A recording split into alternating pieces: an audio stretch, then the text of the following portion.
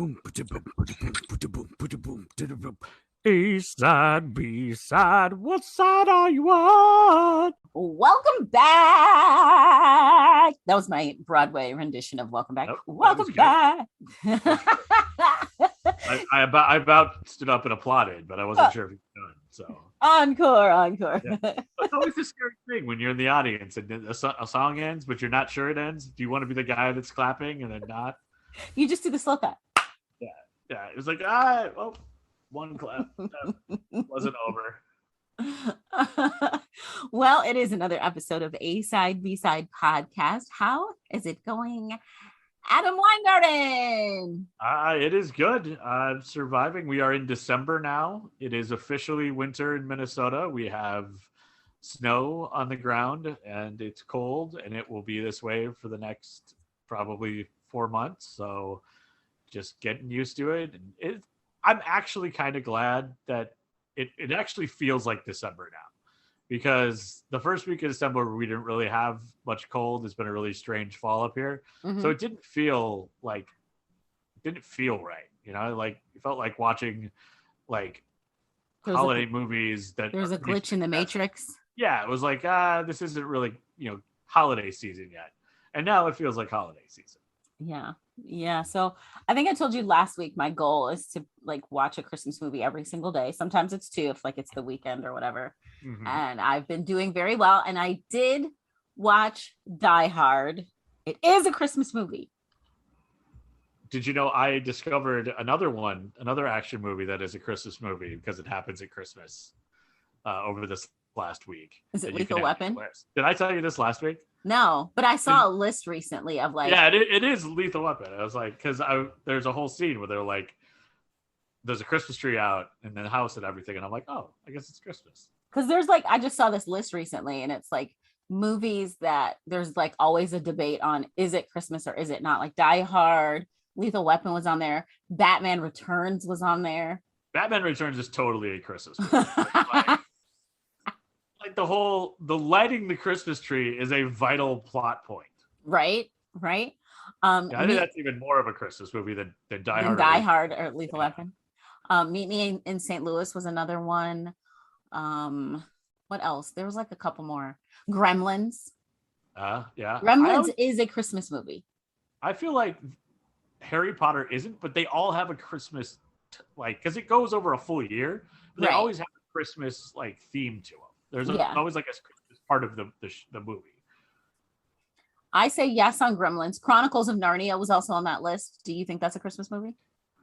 I guess I don't, because I read the books and I never associated them with Christmas when I was a kid. Mm-hmm. Reading the books. But then Lord of the Rings has no connection to Christmas. And I always think of them at Christmas because that's when they came out. So how's that for a twisted logic train? So that's what I've been doing recently, is watching all Christmas movies. What have you been watching? I do throw in current shows like Hawkeye. Yeah, Hawkeye. I've rewatched each episode now. I have not watched the 4th one, which came out today as we're recording, but I'm very excited. I've got my tracksuit on.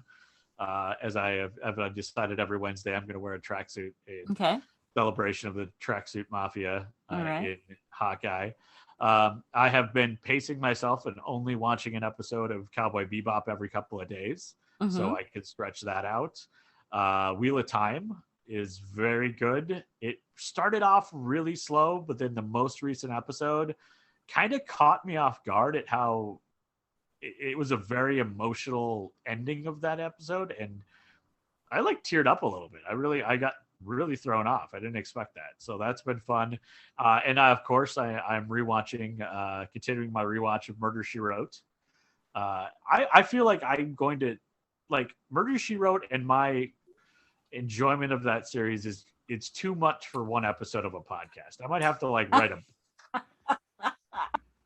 because there's all this stuff I'm rediscovering, like the fact that she would, J.B. Fletcher would, Angela Lansbury would have like very different character. Like there's one where like there's several episodes where she plays her cousin in England, and then there's like a couple episodes where she just sits at a chair and then tells you about the book she's writing, and Mhm. it's an entire episode where they like other people are acting out the mystery.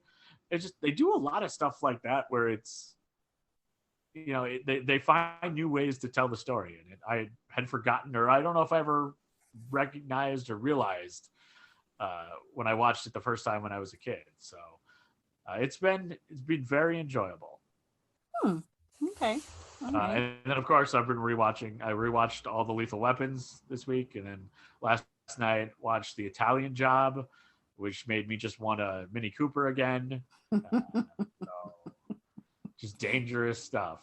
Whenever I watch like the Fast and Furious movies, I'm always like, I want to drive fast. Yeah.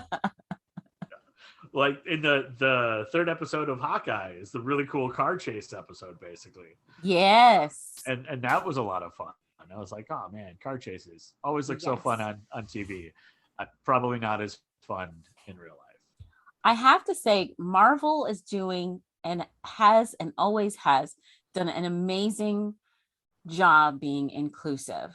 There is a character, and I'm not going to give you more in depth about this character, but there is a deaf character on Hawkeye, and I am loving it because not only is she deaf, but she's also a POC, a person of color, and she has some physical things going on. I don't want to tell you what, because I don't want to like give it away, but I just think like kudos to Marvel, because even in the Eternals, there's a deaf character who also is a person of color, and it's like, way to lead the way, Marvel. Way to lead the way. And it's kind of cool because it's not like these are characters that Disney has just created for TV. All of these characters were like this in the comics, and comics has been decades ahead in terms of some. I mean, there've been some. There's some dark periods of not being rather racially insensitive. I think we talked a little bit about that when we mentioned like Shang-Chi in its first iteration was basically just like a Bruce Lee knockoff, and it was very stereotypical. But I mean, the character on Hawkeye is a comic book character, and all they did was take her from the comics and put her on the screen. So it's not like so this was all part of the source material, and it's pretty cool. That character is going to get their own series coming up too, which is pretty cool. Oh, cool! Yeah, I'm excited. They just announced that like a couple weeks ago, even before Hawkeye came out. So I think it's like they knew, kind of with Agatha, they were like, this character is going to be a hit, so we're going to take advantage.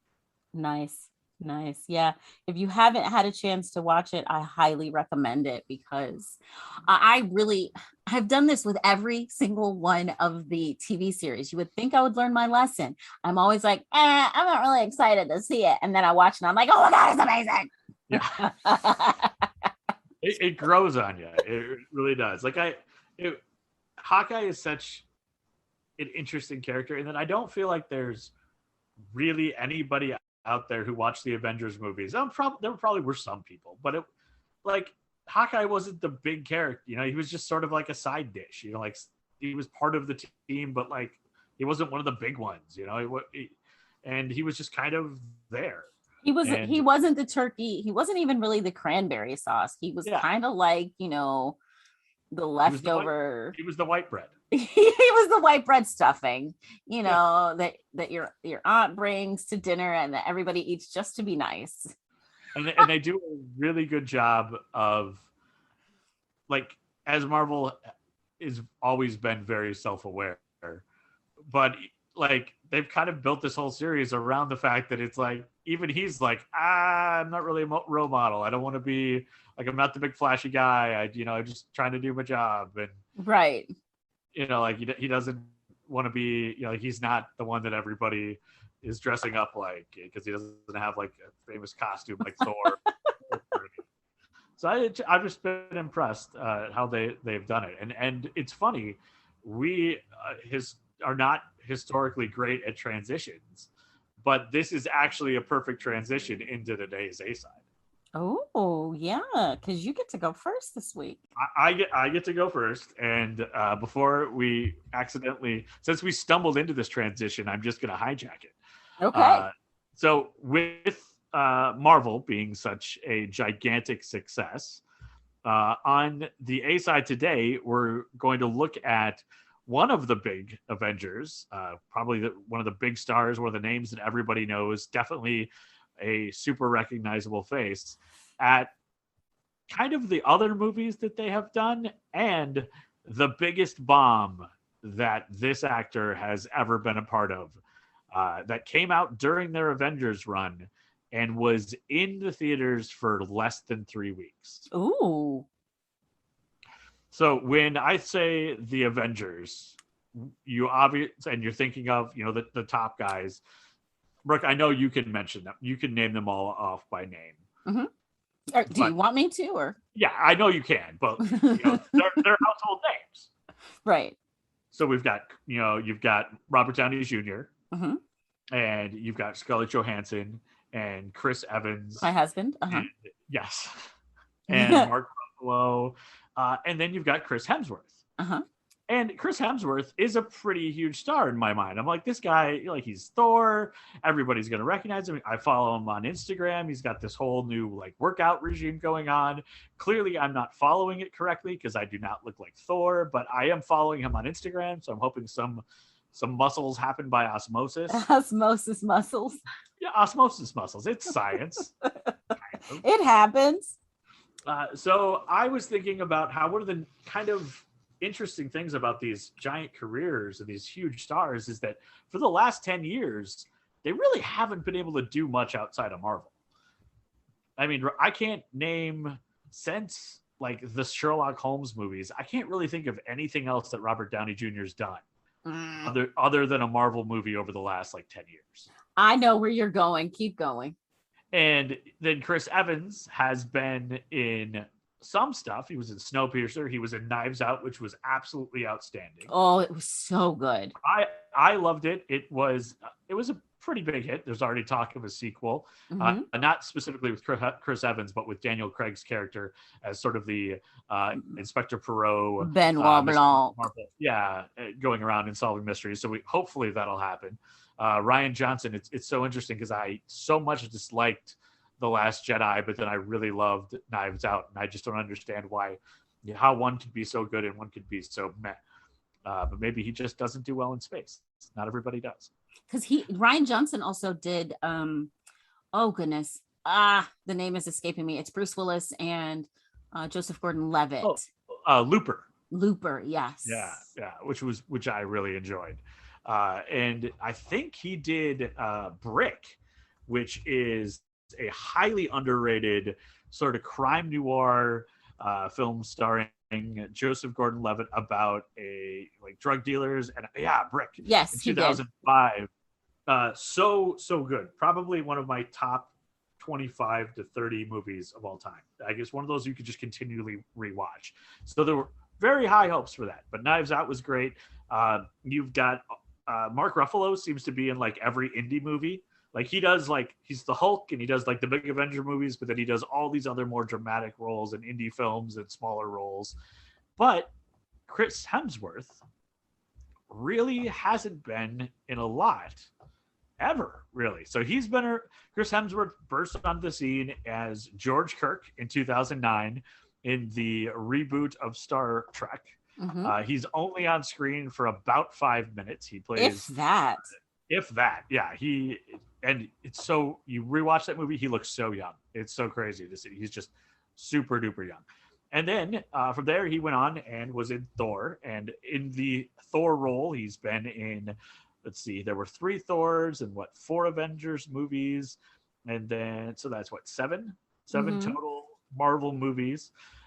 Then other than the Marvel movies and Star Trek, his biggest box office hits have been Snow White and the Huntsman, which I am embarrassed to say I have never seen. I know.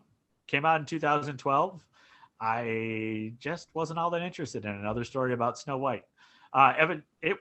Sequel, The Huntsman, which focused on uh, on Chris Hemsworth's character more Mm-hmm. so was another hit. That one grossed 165 million worldwide, and Snow White and the Huntsman was 400 million worldwide. He was also in the underrated but criminally lambasted Men in Black International, It which was I thought was really enjoyable. it was, but it wasn't. It shouldn't have been a Men in Black. It was a Yeah, good movie. It was for what it was. It was a good movie. It should not have been a Men in Black. It should have been something different. It should yeah. not have been connected to it. They, when you go with Men in Black in it, you expect certain things, and I think it just they could have just done another buddy comedy dealing with aliens, and it would have been good. But Yes. yeah, its connection to Men in Black is probably what held it back. That's also something that people have said about the sort of Ghostbusters reimagining in 2016, which I enjoyed as well. But I think if it had just been a movie about four ladies fighting ghosts, it would have been fine. But the fact that it had a connection in comparison to Ghostbusters, some people got really annoyed. Honestly, I think that movie is what prompted Thor Ragnarok to because he was able to show his comedic skills in that because he's a very good actor, but I don't think he gets the best roles to showcase his versatility. No, and he is somewhat trapped, and this is not to compare, but often because there are so many more roles for men in Hollywood than there are for women.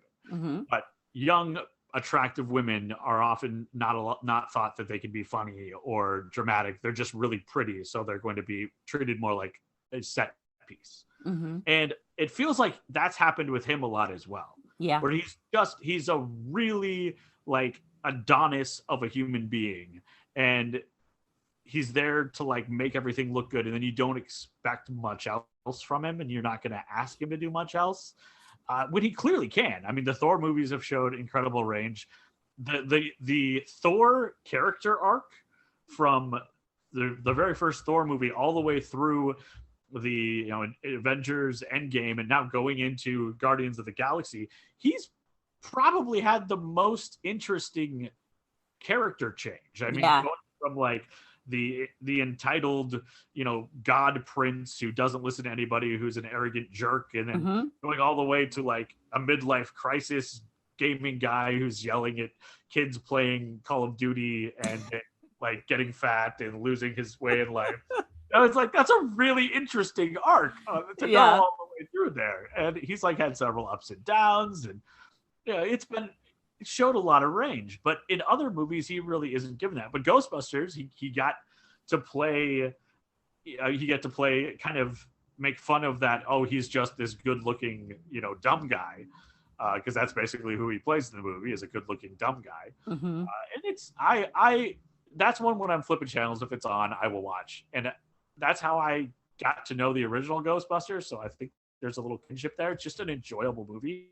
I wish I had seen the most recent Ghostbusters in theater. I missed it, and it's not in theaters up here anymore. So I'm gonna have to watch that when it gets to DVD. But I've heard it's pretty good. You saw it, right? I saw it. I just realized too that there is an Avenger connection between the Ghostbusters because you got Paul Rudd in this one and then Chris Hemsworth. Yeah. Which I mean, there's Avengers all over the place, and Paul Rudd's been in way more stuff. I know. Look at it, Avengers, but if we look past all of the big hits that Chris Hemsworth has been in, probably his most critically acclaimed role was as James Hunt, the race car driver in Rush. Mm-hmm. And he was in the horrible remake. He's been in a lot of weird remakes. Like he was in the remake of Star Trek. He was in another sequel to Men in Black. He was in a remake of Ghostbusters. He was one of the only good things in the remake of Red Dawn, which Red Dawn suffers completely because of the kid that they picked to play Charlie Sheen's character, who is, I have to go look up his names. He is completely unlikable. He was Josh Peck, who is now, so Josh Peck, his existence has now irked me twice. He tried to reprise the Matt Eckert role, which was played by Charlie Sheen in the original Red Dawn, and now he's on the just canceled Turner and Hooch series, trying to take over for Tom Hanks. Yes. So somebody get to Josh Peck's agent and be like, dude, stop. Please. Like, this isn't working. If someone else has played a role really well, don't try to do that because it's not making you look good. And people are going to talk badly about you about a podcast that you'll probably never hear it unless you're listening in Luxembourg, which thank you to all of our Luxembourg listeners because we charted last week. So that was cool.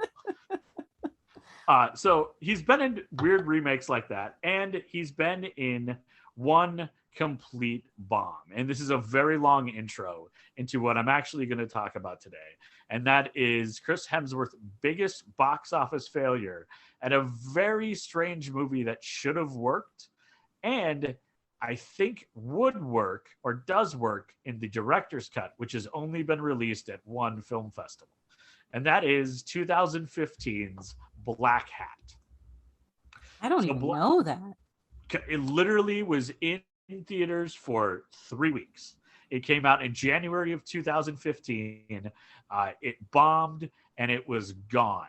They took it right out of theaters because it did so poorly. But it had a lot of things going for it. Chris Hemsworth was, fresh off of his Thor success. He's starting to be a big star. You've got Viola Davis in it.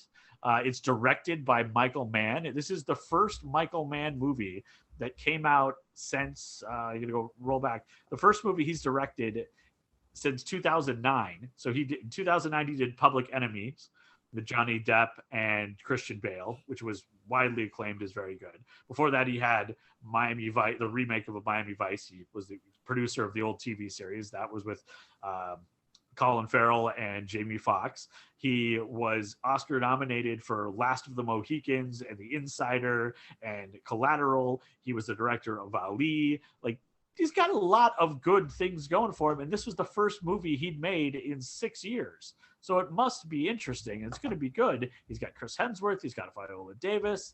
He's got a gentleman named, trying to get back to the right screen here. Hold on. I don't want to mispronounce it.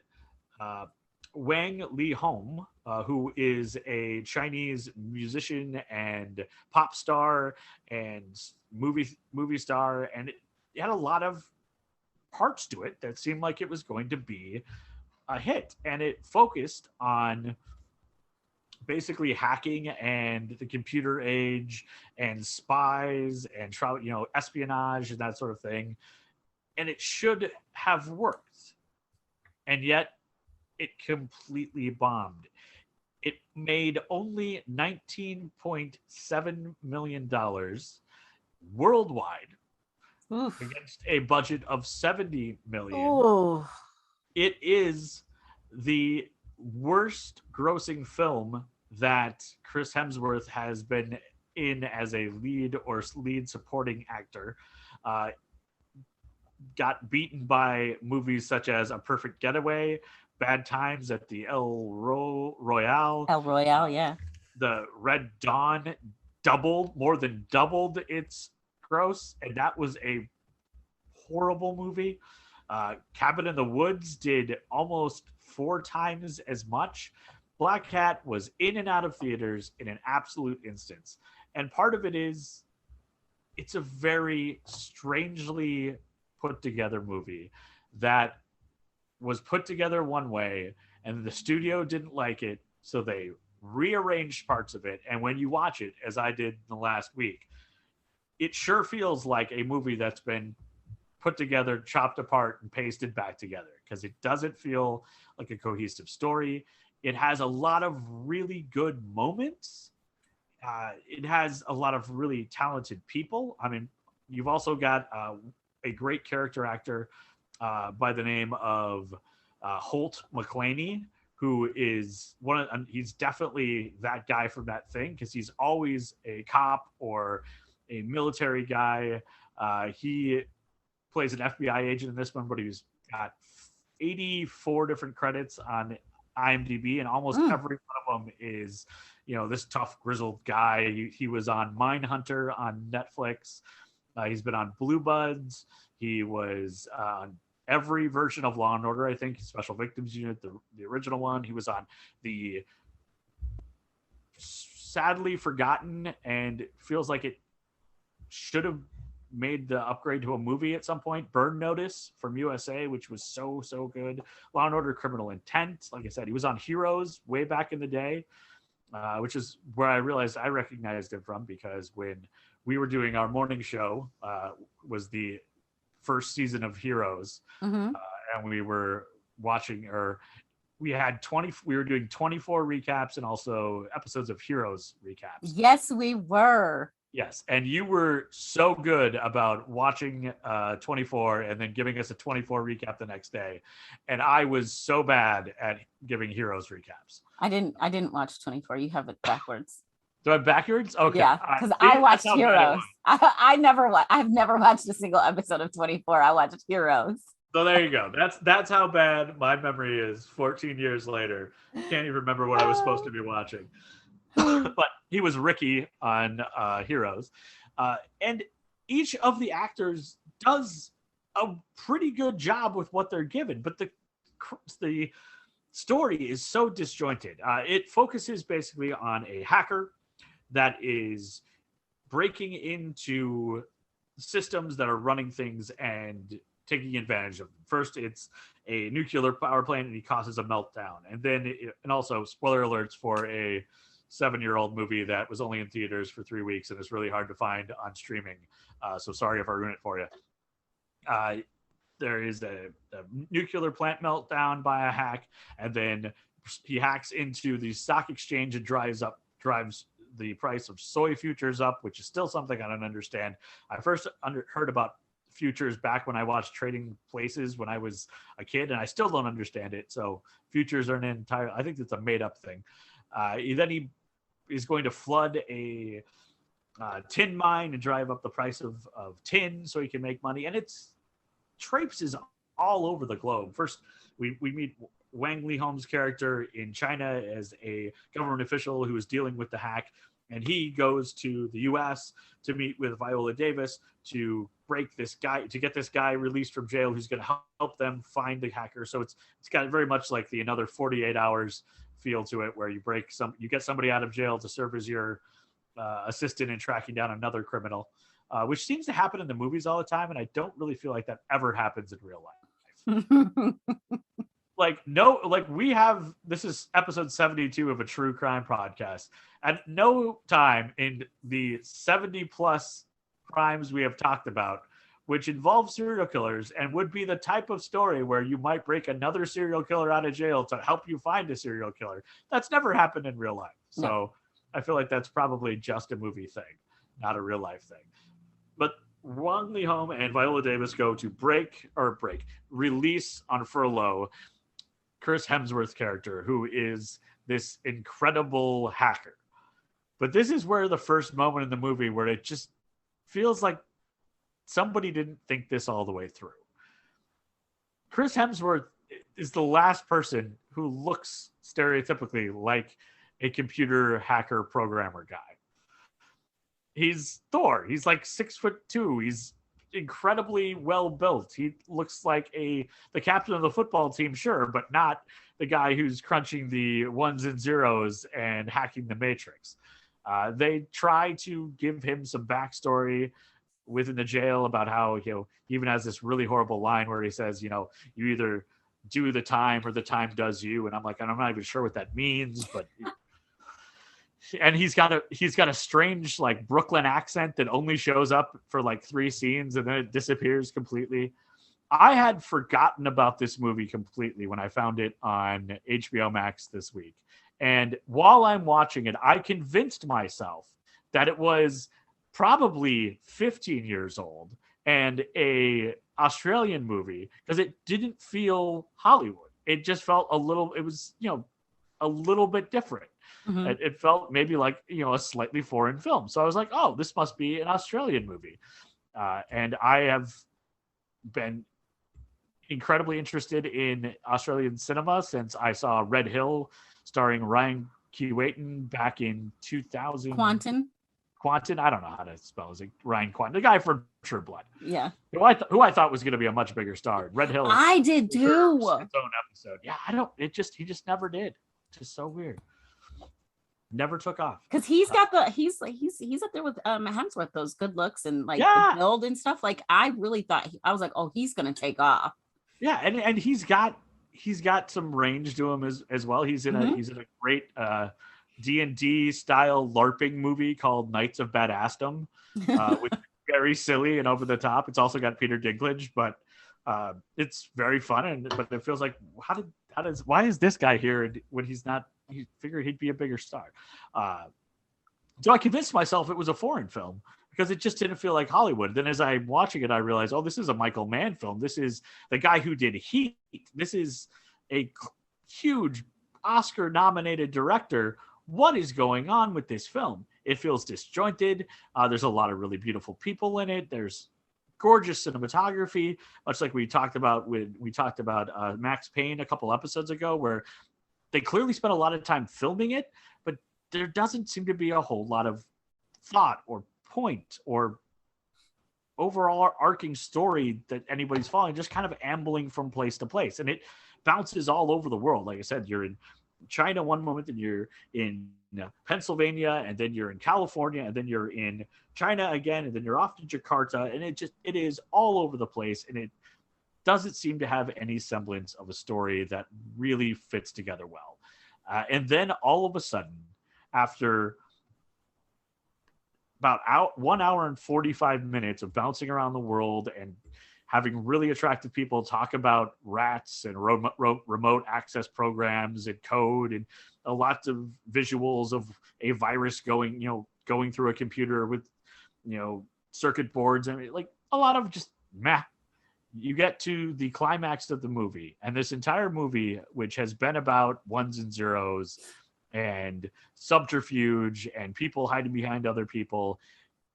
And then there is this scene, which Michael Mann is known for the street shootout in Heat as one of the best action sequences of, at least the 90s or maybe film ever. And it's one of those where I remember seeing it in a theater and just being completely enthralled. And it's one that action movie people will continually refer back to. The final fight scene or the action scene, and there are a few in this movie, but the final moment, and again, spoiler alerts, because Chris Hemsworth is the good guy, so he's in the final battle. He doesn't die. But when he is taking on the last bad guys, is an incredibly well-filmed, brutal, just visceral scene. And it's tangible. And then there's one point earlier in the film when Viola Davis is negotiating with somebody, and it's a guy who's like works for a stock exchange, and he's like, well, you don't have any tangible evidence. And then she threatens him with all these subpoenas and all these things that are bad that are going to happen to him. And then she says, is that tangible enough for you? And it's almost foreshadowing this final scene where this entire movie that just seems to be kind of ambling from place to place and doesn't really seem to have a narrative center gets this really visceral last 35 to 40 minutes of a movie, and almost is able to redeem the entire time. The fight scene, it finally makes sense why you have Chris Hemsworth in this role. Mm-hmm. They don't ever explain how, like, here's this guy who was a hacker is suddenly also a crack shot. But in that scene, everything he does, it feels like he learned in prison. And it's very visceral, and it works so well. It's still a little bit confusing from a narrative standpoint because you're in Jakarta, and you've got these two white males fighting in the middle of a maybe parade and pushing people out of the way, and like at no point do the authorities get called. It's just a little narratively weird. But it is a great scene. It's incredibly well filmed. It catches you off guard at the violence and retribution in the moment, and you really feel like, I wish that I had been more connected to the story earlier, because this would be an even bigger emotional moment. And it makes you want more from the film as a whole. And as I got done watching it and I started doing more research and trying to figure out how could this movie that seemingly had all these things that were going for it be so disjointed for 2/3 of the movie, have this great ending, and then leave you just kind of feeling like it was a missed opportunity. Mm-hmm. In the research I did is that it was one movie, and then the studio didn't like it.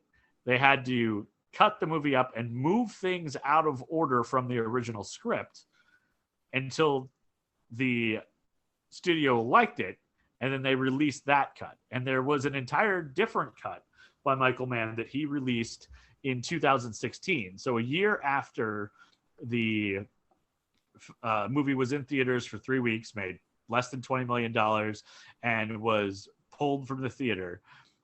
He released a version in February, so a full year, so February of 2016 at, let's see here. I'm trying to get the film. He was at a film festival and he released a brand new cut of the movie, which everyone who I could find that watched the new cut of it absolutely loved it. And part of it is because it put things right in the narrative order in the right way, so it doesn't feel so disjointed. In the theatrical release of the movie, it starts out with a meltdown at a nuclear plant. Well, that meltdown doesn't happen in the script until halfway through the movie when the characters go to visit it. So you've got a part, it's like they took letter F and stuck it before letter A, and right. It's always going to feel out of part. And I wish, and I've done some internet sleuthing, and I have not been able to find the director's cut of Black Hat released anywhere. At the time, Michael Mann said he was not going to make it available besides this film retrospective that was celebrating his work, and he premiered it as part of that retrospective at BAM. I'm trying to get the there we go. It was an evening with Michael Mann at the Bam Strong Harvey Theater in February of 2016. So it premiered once, and that was it. It was a conversation moderated by New York Magazine film critic Bilge Ebri, and he said at the time that it would probably never be released. I wish I could find it, because just that final scene alone made me believe that there was a film here that could actually connect. And everything that I've read about the director's cut is it sounds like it was a much more cohesive film that leads to that release in that moment that actually was, in my opinion, easily the best part. But it doesn't appear that I have been able to find it anywhere, even in my dodgy internet streams and Reddit posts. I haven't been able to find like it's been released anywhere that someone has even pirated. Not that you should do that, kids. You don't find pirated movies. Don't go pirating movies, kids. Don't go chasing those waterfalls, because you stick to the rivers and the lakes of Netflix and Amazon Prime that you're used to. But I will say I am glad that I stumbled upon it in the last week. It is a weird speed bump on a very powerful career of both Michael Mann and Chris Hemsworth, and even Viola Davis, who, I keep finding her in movies from 5-10 years ago where she's playing bits parts, and she's become such a star that it just feels weird to have her as smaller characters in these movies, because I'm like, oh, is it she's that was before she became a big deal. Yeah. But again, a lot of talent.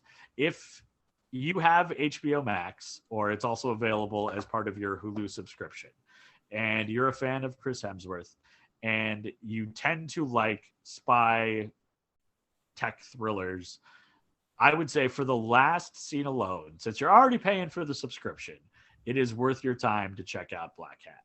It is not worth going and renting for $3.99 if you do not have it. It's probably not worth trying to find the DVDs. The DVDs, which were released in 2015, had awful sales, and it's not very easy to find on DVD either.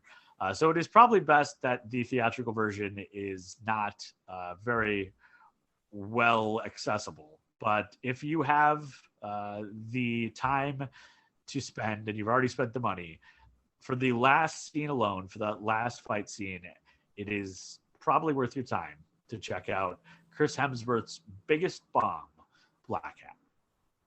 Can I just say, in all the good movies that you were mentioning about Chris Hemsworth, I can't believe you didn't mention one of the biggest Netflix movies of all time that involved Chris Hemsworth.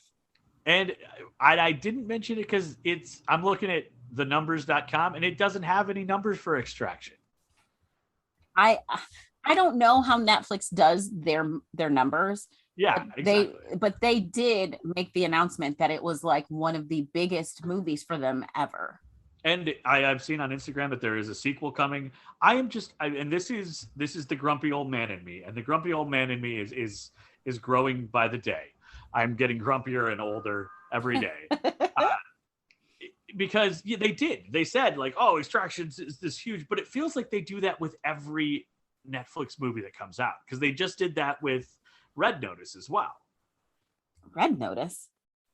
Yeah, with Ryan Reynolds and The Rock. Oh, yeah. And Gal Gadot. Yeah. Is it Gadot? I've heard her say Gadot. Okay, I think she would know. let's go with her. Let's go with her then. But it's like supposed to be like a softie, like Gadot. Yeah, like waiting for Gadot, because I'm waiting for Gal Gadot. Also, probably never going to show up at my door, just like Gadot. Spoiler alert. But they did a huge thing with that too. So I get a little bit old and grumpy with Netflix because there's no way to verify it. Like the movie theaters and how much money they make, that's like reported.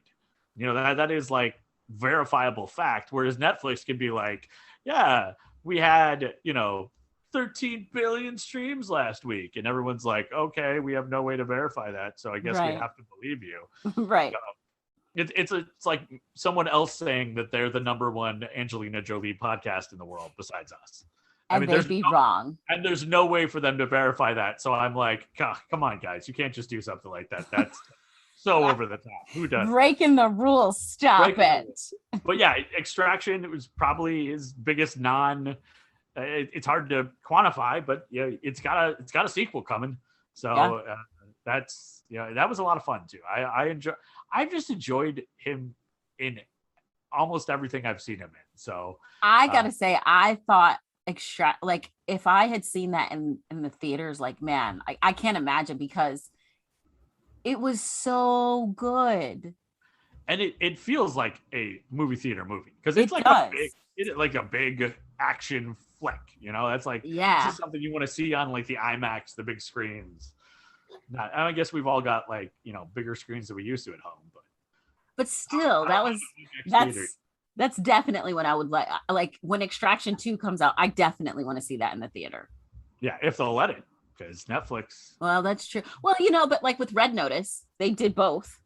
Yeah, they'll do like like a Thursday night on Hollywood Boulevard for 2 screenings, so they can qualify for any awards that they need. So. Yeah, because I did watch Red Notice on Netflix, but when I went to the theater to watch something else, I noticed the sign, and I was like, what? Oh, right. Yeah, I'll just watch that on HBO Max. I'll just catch that later. I mean, on Netflix. Yeah, I'll just watch that on Netflix. Yeah. I did finally see Godzilla vs. Kong this week. I watched that. We talked about that. Welcome to 2021, Adam. Yeah, I finally watched that. I also finally watched Mortal Kombat. So I still haven't seen that one. You can pass. It's okay. Yeah, it was meh. So. Yeah. But yeah, if you like Chris Hemsworth, check out Black Hat. I completely forgot it existed. It's not from Australia. It's directed by Michael Mann, and it's got a great fight scene at the end. And that's about it. I just want to add to your Chris Hemsworth, because we were talking about like how he's so versatile. One of the things I love about him is, because you mentioned it, you're like, he's kind of typecast because he's so good looking. You kind of just think, okay, he's going to be this, this good looking, macho, whatever. But like, if you have ever watched him on any talk show, like Graham Norton or Jimmy Fallon, I mean, he is genuinely got a really good sense of humor, like really good. And I mean, I know it's like their job to be likable also when they're on those shows, but like, he seems like the type of person like you want to hang out with. Like that would be fun to go like surfing with Chris, because he's a big surfer Yeah. guy. Yeah.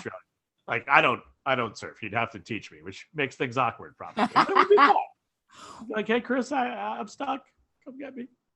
It's there's a whole campaign because of course, like you mentioned, he's from Australia. And so there was like a whole visit Australia campaign, and it was like, come back to Australia, Chris. I mean, and it's really funny. And he kind of promoted it, and he was like, I'm coming, guys. Some like little town in Australia, and like everybody is like, come visit. Like they've built like a statue, and they're doing all these like fun things in honor of Chris Hemsworth. It's really funny, and like he's the one that promoted it, and of course he had to give them permission to do that. So he's obviously got a good sense of humor, and he doesn't take himself too seriously. Yeah, I mean, he could have been like, you can't use my likeness, right? It's going to infringe upon my brand. Yeah, but he's actually the one that was like promoting it. He's like, hey guys, when you get a chance, go here. So I thought that was really cool. So he seems like a cool guy. He's really rich, but you should probably go support him anyway. Watch Black Cat. You know what I think is really interesting though? He's got the Australian accent. His wife is Spanish. So like the accents in that house, and then the kids, I'm sure they take on a bit of both, but they're in America. So the accents in that house have got to be just crazy. And it's interesting. I guess a part of growing old is that like the stars that you were around when you were a kid, and their kids are, now in stuff. So like, Wyatt Russell, and there's this new movie with Johnny Depp's daughter. Oh yeah. Up. And then in Black Widow, Mila Jovanovich's daughter plays the young Natasha Romanoff. And it's kind of crazy to see all these, to kind of see the next generation. Whereas like, I guess I knew it was a thing because like Charlie Sheen and Martin Sheen and Emilio Estevez, but it feels different when you remember these guys being kids and now they're kids. Yeah. Shows. Yeah. So there's your 30 seconds of feeling old. All right, so that's the A side. That is the A side. So real quick side note, but it kind of leads into where I'm going. So just hang with me. I was getting ready for my show today, and I actually made a blog about it on my station's website. There's this pub in UK in Sunderland.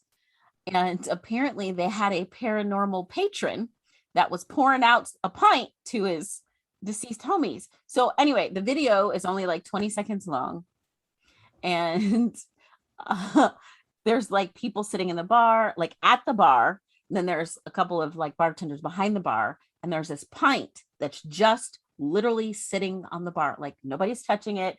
It's sitting there, not moving, all by itself, perfectly, flat on the bar, and then all of a sudden, for no reason, it just tips over.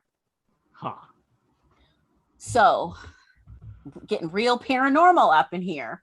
Well, and I am an adopted fan of Newcastle, and their biggest main rival is Sunderland. So I'm going to have to reach out with this video to because I'm part of a Toon Army Minnesota group of guys that watch Newcastle up here, and several of them are from Newcastle and have plenty to say about Sunderland. So I am going to find this video and share it on our group, and I will let you know. Oh, I've got it for you. I'll send it to you right now. It's cool. I will let you know next week what these gentlemen have to say about that. But it's very interesting. But I say that to say, do you believe in the paranormal or not? I'm open to it. I mean, I figure at this point, I'm lucky enough that I don't think any ghosts are going to come visit because I'm not like Scrooge or anything. I'm grumpy, but I don't like throw coal at anybody. So I think it legitimately happens.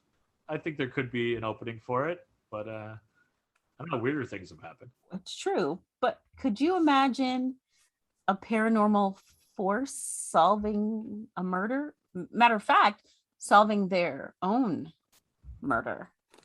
I mean, I feel like if I was murdered, I would want my ghost to try to solve my murder. So I feel like that would be, if if they're going to be spirits, they got to have a good reason for coming back and solving their murder, a Is la Ghost definitely with definitely a good Patrick reason. Swayze. That's Right. a pretty good reason to stick around. So that's what we're talking about this week. We're, because a lot of times we talk about these cases and we talk about some unsolved ones, and it's always good to solve them. But I'm 100% positive we have never talked about someone solving their own murder from beyond. No, this is a first for episode out of the 72nd episode of the ASAP Sync podcast. This is our first paranormal episode. It is, and probably the only one. Well, I don't know. Once we're open to it, they say once you're open to it, you're more likely to be visited. So Nope, we're gonna close it right after this. Okay. So this is the story of Teresita Basa, who, like I said, solved her own murder, or did she? So Teresita was born in 1929 in the Philippines, and she moved to the US in the 60s to study music. I don't really know what happened to Teresita's musical aspirations, but she ended up becoming a respiratory therapist at Edgewater Hospital in Chicago. So, like you always hear when someone is a victim, Teresita was sweet, she was quiet, had a great personality. That's why I'm evil, because then people will leave me alone. Because you always hear that they were sweet and they lit up a room. No, I bring a dark cloud. I was like, I'm sorry. If you think that's what you're putting off, cool. Because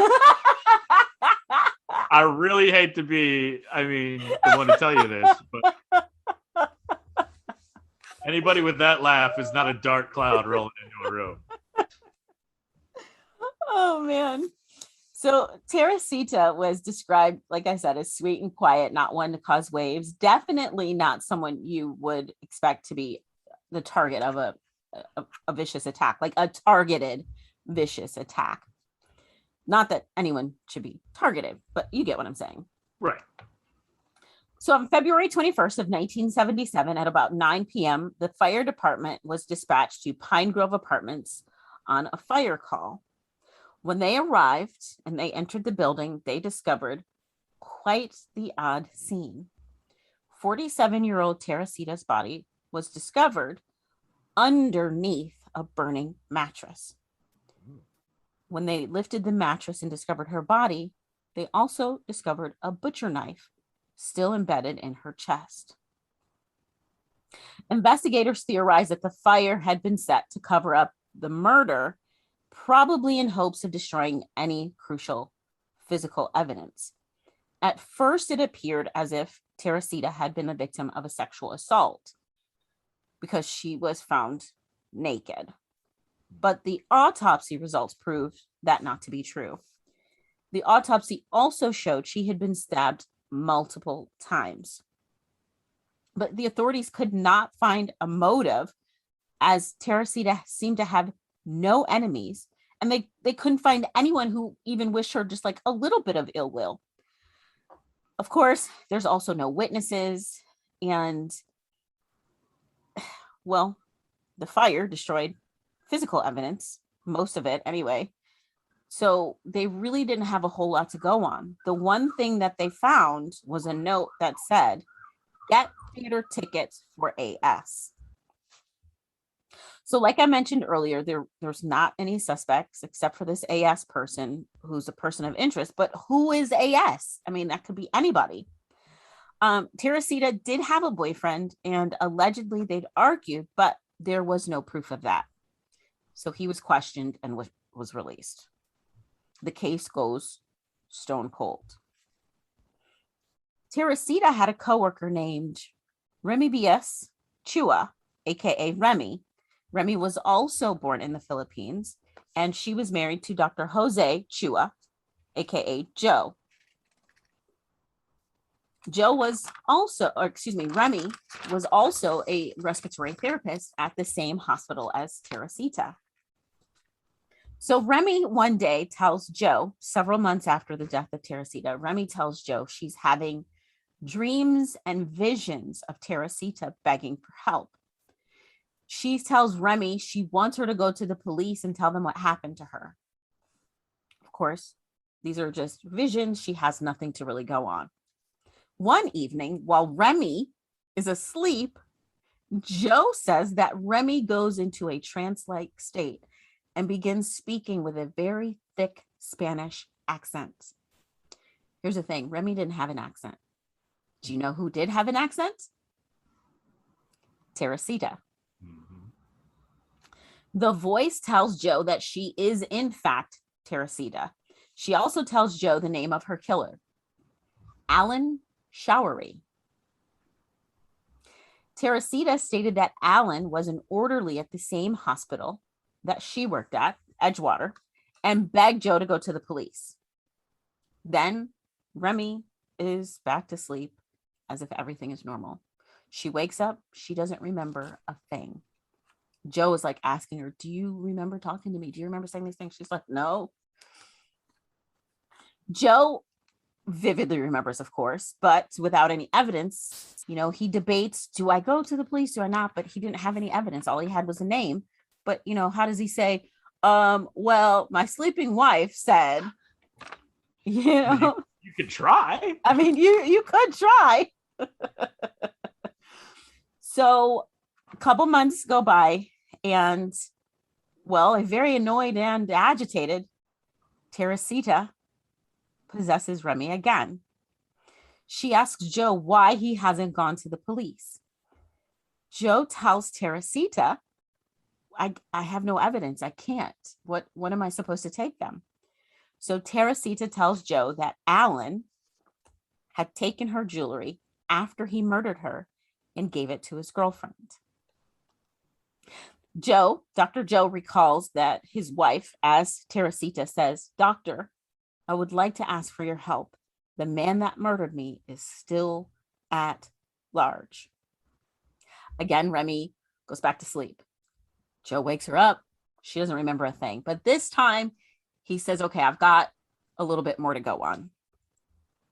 So Remy and Jose, Dr. Joe, contact Dr. Joe Stachula with this vital information and a motive, which we'll get to.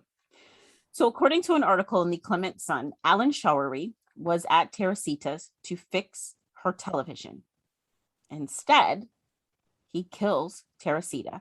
He steals her jewelry, and he arranges the apartment to look like a sexual assault has taken place. The jewelry that was stolen was actually purchased in France and had belonged to Teresita's mom. Remy, in her trance-like state, was also able to provide phone numbers and contacts for 4 men who could identify this jewelry. So Detective Stachula, who was with the Evanston Police Department, he's getting this information from Remy and Joe, and he's like, I mean, sounds good, but I don't know. What do? You're a police officer. Somebody says, well, my sleeping wife is possessed by a ghost, and here's the information. Probably tell him where the psych is. Right. But Detective Stachula decides to go ahead and do a background check on Alan Showery. And he finds that not only did Alan live close to Teresita, they worked at the same hospital, which he didn't know before.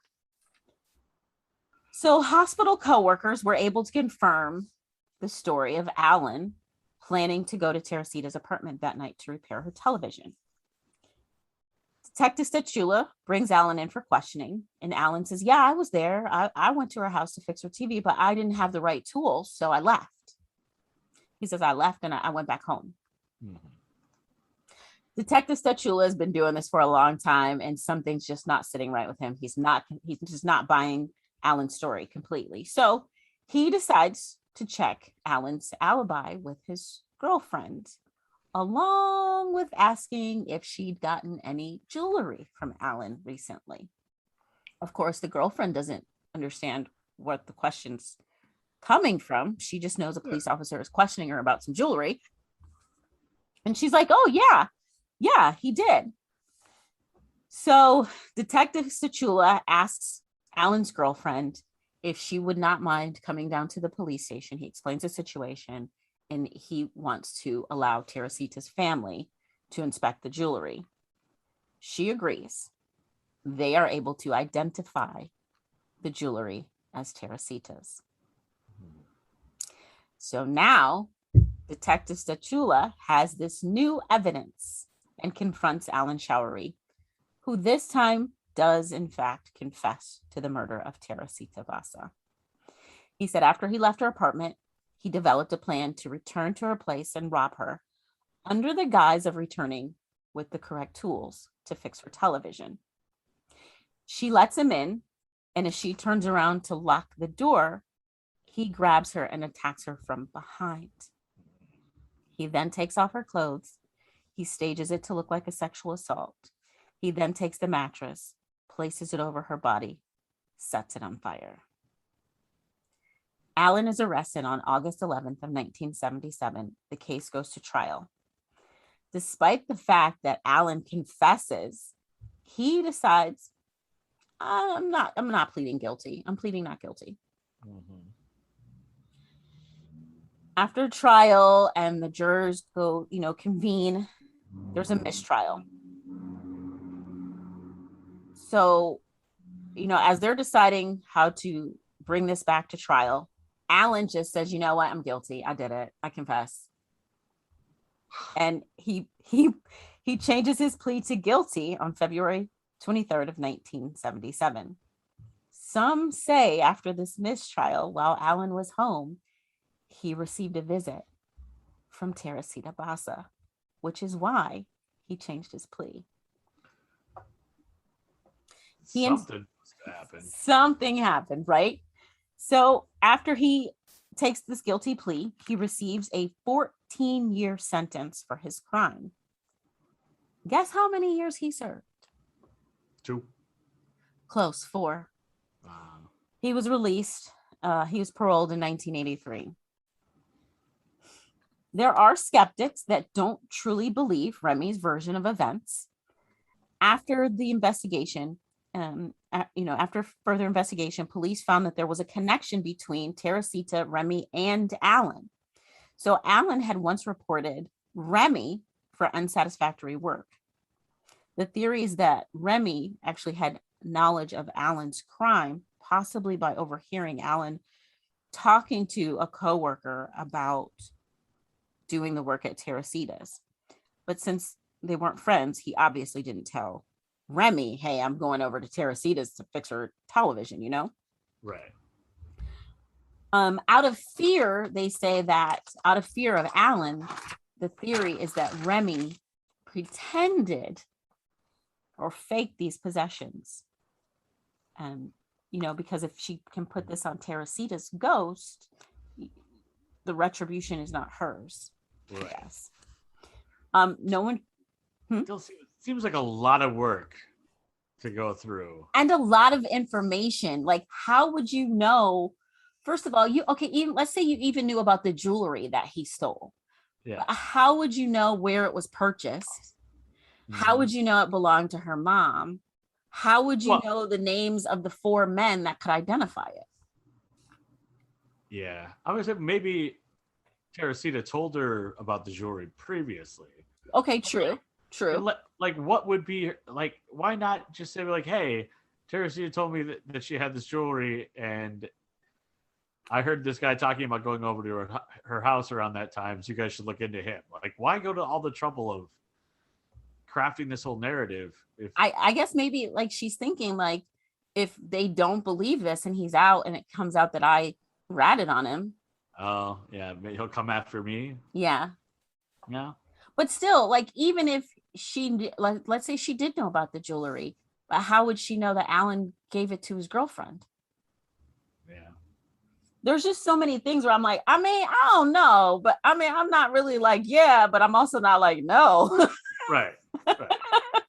So much detail. It's like, what? How would you know? How would you know that? Yes. And then like my brain's like, well, she was involved somehow, and that's why she knew about everything. But the guy never turned on her. No. And I mean, if he had turned her in for, bad work performance, I'm sure he would have turned her in for murder. Yeah. Well, and when you said they had a connection, I was like, oh, lover's triangle. Okay. And then that never happened. No. So no one truly knows how Remy knew the details of the crime and how she was able to identify Alan Showery, AS, which we talked about, get the theater tickets for AS, as a perpetrator. So was it really Teresita, or was there a more logical earthly force at play? Who knows? Teresita or not, we may never know, but we do know the case was solved. This case first aired on Unsolved Mysteries on April 25th of 1990. It is one of the few cases featured on the show that have ever been solved. We now have talked about two. One of our very first cases was the couple that was murdered in the church. We know that has been solved now. And now this one. The book House of Horror, written by Richard Weiner, covers the story of Teresita's death and its mysterious solving. The movie Voice from the Grave from 1996 was inspired by Teresita's story. It was actually a TV movie. Renee Perkins is Remy. Detective Stachula is Detective Scarula in the movie. It's directed by David Jackson, and you can watch it on Amazon. Ooh. But there you go. That is the story, the mysterious solving of the murder of Teresita Basa. Speaking of spooky happenings, after last week's episode, we had been talking about that couple. I'm trying to remember their name, but then the movie about them popped up on my HBO Go. Oh yeah, and I sent you a picture of it. So maybe the spooks in the house are actually just all of our devices listening. Yeah, Ray and Faye Copeland. Yeah, that's just crazy. Mm-hmm. Well, I mean, the thing, and this is probably like, was it Ray and Faye, or was it Fernandez and Beck?